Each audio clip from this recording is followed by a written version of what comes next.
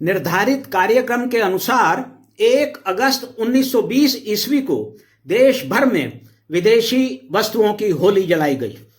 मुंबई और अहमदाबाद की होलियां उनमें सबसे बड़ी थी। वल्लभ भाई ने अपनी बैरिस्ट्री के गाउन, कॉलर, जूते आदि प्रचंड ज्वाला को भेंट कर दिए। अपने दोनों बालकों मणि और डैया के साथ वल्लभ भाई ने जीवन भर के लिए खादी वस्त्रों को अपना लिया। इसी के साथ उन्होंने बैरिस्ट्री छोड़ दी, धन कमाने की योजना को ठुकरा दिया। देश की स्वाधीनता के लिए संघर्ष उनका प्रथम कर्तव्य और जनसेवा प्रथम धर्म बन गया। वल्लभ भाई ने अपना घर बार भी छोड़ दिया। अब जिस घर में भी उन्हें प्रेम से भरा आदर सत्कार मिलता था, वही उनका घर बन जाता था। वल्लभ भाई को अपने माता पिता या परिवार की ओर से कोई खेती बाड़ी या भूमि, भवन या बैंक बैलेंस नहीं मिला था। उनका वकालत कार्य ही उनका धन अर्जन का माध्यम था, जिसे उन्होंने देश की मुक्ति और देशवासियों की सेवा के विशुद्ध उद्देश्य से सदा के लिए त्याग दिया।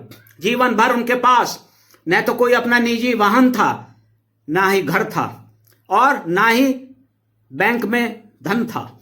15 दिसंबर 1950 ईस्वी को जिस दिन उनका स्वर्गवास हुआ, उस दिन उनके बैंक खाते में 200 कुछ रुपए थे। उन्हीं से उन्हें अगले 15 दिन अपने जीवित रहने की स्थिति में चलाने होते, क्योंकि उन्हें अगला वेतन तो माह के अंत में या आगामी माह के प्रारंभ में ही मिलता। वल्लभ भाई ने गांधी जी के दाएं हाथ के रूप में कदम कदम पर उनका साथ दिया।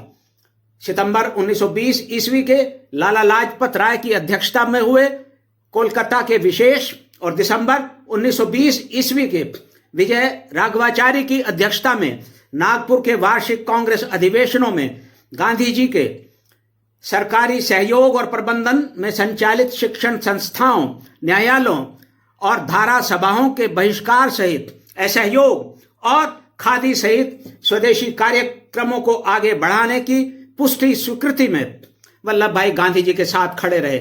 यही क्रम वर्ष 1922 ईस्वी में कांग्रेस के परिवर्तनवादी अपरिवर्तनवादी खेमों में बंट जाने के समय भी रहा, जब असहयोग के स्थगन के बाद वल्लभ भाई गांधी जी के रचनात्मक कार्यक्रमों को आगे बढ़ाने के पक्ष में रहे, न कि मोतीलाल नेहरू और चित्तरंजन दास जैसे नेताओं के धारा सभाओं के प्रवेश के विचार के पक्ष में। 1 करोड़ रुपए के लक्ष्य वाले तिलक स्वराज्य फंड के लिए वल्लभ भाई ने अकेले गुजरात से 15 लाख रुपए एकत्रित करके दिए। 2 लाख स्वयंसेवकों से गठित हुए कांग्रेस सेवा दल में उनकी अति महत्वपूर्ण भूमिका रही। नागपुर कांग्रेस अधिवेशन में दल की भावी नीतियों और कार्यक्रमों की स्पष्टता के साथ ही इसमें अखिल भारतीय समिति और कार्य समिति जैसे अंग जोड़े गए थे। परिणाम स्वरूप गुजरात सभा प्रांतिक कांग्रेस समिति बन गई। वल्लभ भाई इसके विधिवत प्रथम अध्यक्ष निर्वाचित हुए। वे इसके सबसे लंबे काल तक और निरंतर बने रहने वाले अध्यक्ष थे। वे निरंतर कांग्रेस कार्य समिति के सदस्य और कई बार इसके महासचिव रहे। वल्लभ भाई वर्ष 1931 ईस्वी के कराची कांग्रेस अधिवेशन में इसके अखिल भारतीय अध्यक्ष भी निर्वाचित हुए। वे वर्ष 1934 ईस्वी से कांग्रेस पार्लियामेंट्री बोर्ड के अध्यक्ष और वर्ष 1942 ईस्वी में जमनालाल बजाज के निधन के बाद आजीवन दल के कोषाध्यक्ष रहे। लेकिन वे गुजरात प्रांतिक कांग्रेस समिति के 25 वर्षों तक अध्यक्ष भी रहे। गुजरात कांग्रेस का संगठन देश भर में सबसे सशक्त, क्रियाशील और अनुशासित माना जाता था। 4 फरवरी को गोरखपुर, वर्तमान उत्तर प्रदेश के चौरी चौरा में हुई घटना के बाद 12 फरवरी 1922 ईस्वी को गांधी जी द्वारा असहयोग को वापस लिए जाने की घोषणा तक वल्लभ भाई ने आंदोलन के एक प्रवर्तक के रूप में अपना योगदान दिया। उन्होंने इस हेतु विदेशी शासकों की शोषण और दमनकारी नीतियों का खुलासा करते हुए जन जागरण में अग्रणीय भूमिका का निर्वहन किया। अहमदाबाद नगरपालिका से भी असहयोग का प्रस्ताव पारित कराकर उन्होंने एक ऐतिहासिक कार्य किया।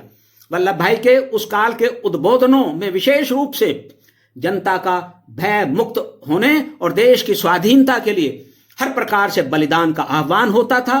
अपनी एकता द्वारा आत्मनिर्भरता और भविष्य निर्माण का निर्णय स्वयं करने की उनकी अपील होती थी।